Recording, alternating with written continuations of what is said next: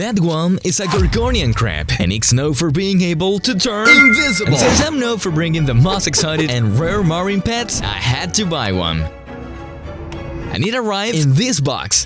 Whoa, what a weird creature! I'm going to place it in this bucket to acclimate it. And looking at it from above, you can already understand how it camouflages so well. That blue thing is a sponge, probably a demo sponge. Those little pink things look like pieces of some soft coral, like cambiotry. The orange part looks like another type of sponge. And you can see other things too, like green algae and maybe dry pieces of gorgonium.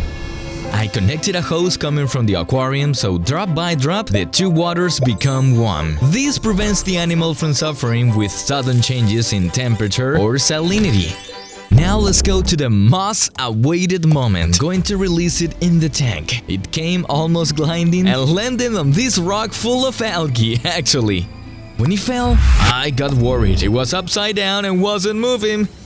Crustaceans have a simple nervous system, but a very efficient one for survival. When they undergo a sudden change of environment, their brain triggers an automatic response. Reduce movement to the minimum. It's literally the command: stay still so you don't become food. Pure biology, an ancestral defense mechanism. And that's exactly what it was doing. As soon as it realized the environment showed no danger, it pushed itself and flipped super fast. Whoa, look at that! And it stayed there trying to understand the environment to build its camouflage. Hours later, I found it on top of the sea cucumber. For those who don't know, sea cucumbers have a toxin called holothurin. This toxin attacks cell membranes, causing respiratory failure in invertebrates, meaning it's running a serious risk. I don't know if it wants to make friends or attack. A day later, I found it full of green algae, and the next day, it looked like this. Now 100% camouflage, covered in algae. It did that because the tank currently has a lot of green algae, so it can blend into the rocks and become almost unnoticeable. If you look closely, it even looks like a Pokemon, a very strange little animal. And again, I found it peacefully walking over the sea cucumber. Here, it even waved "Good morning!" Look at this bold creature. It was squeezing the cucumber spines. And I don't know if you noticed, but where are the spines? The bodies of sea cucumbers are full of palpellae and retractable papules, soft structures that look like spines. When something presses them, a fish, a crab, or even the current, they instantly retract these structures to protect the skin. In the afternoon, it was exploring this rock here. Look at these different weight it climbs. The raised front legs are used to fill the path, and the back and forth movements are balance adjustments. It's the natural locomotion pattern of this type of crab. It seems he climbed up there to eat something. Then he came down and stood staring at my hammer coral. I admit I got a little scared, but I didn't take a piece of it, like it always does with other things. Each day that passes, it looks more like a monster. Just in this scene, I can see suntheads, blue sponge, orange sponge, hydroids, and a polychaete and filamentous algae. And even so, it doesn't stop sticking things to itself. For you to see how efficient it is, try finding the crab in this scene. Can you see it? It's almost impossible. It was right here in front of us. I don't know, but look at the anemone. A tip is missing there. I think it pitched during the night. Everything was fine until this happened. A crab here and another one over there. Did it multiply? Well, the Gorgonian crab molts because it needs to grow and renew warm parts. The old shell is rigid and doesn't keep up with the body's growth. When the moment comes, it leaps out of the old shell and hardens a new one, almost like an armor.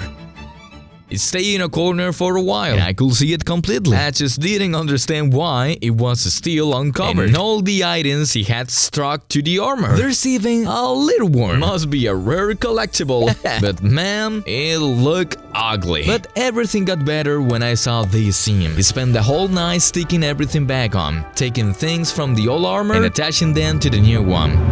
It can stick things to its body because it has setae. These hook micro hairs on its carapace. These hairs work like natural Velcro. They grab algae, detritus, and pieces of coral without any chemical glue. It sounds unreal, but 2 days later, it was already fully camouflaged again. And believe it or not, it's bigger. The sea cucumber got close to it, and he gave it a pinch, feeling like a giant. Actually, it seems like it's eating the microalgae on the cucumber. It even looked at me and said with its legs, "Cut! Cut! Let me eat in peace!"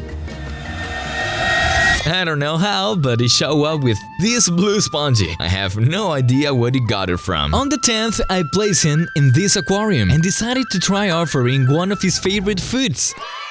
They are inside this little bottle here. Inside this bottle, we have rotifiers and copepods. Copepods are tiny microcrustaceans, distant relatives of shrimp and crabs that are part of the zooplankton. They live swimming among the rocks, in the water column, or along the substrate, and they mainly feed on microalgae, bacteria, and organic matter. By doing this, they transfer these microscopic particles into high-quality protein and fat, becoming natural food for many marine animals, such as fish, corals, and other invertebrates. Because of this, they are considered one of the foundations of the ocean's food chain. They are also extremely valuable in marine aquariums, where they help recycle nutrients and serve as live food for many different organisms.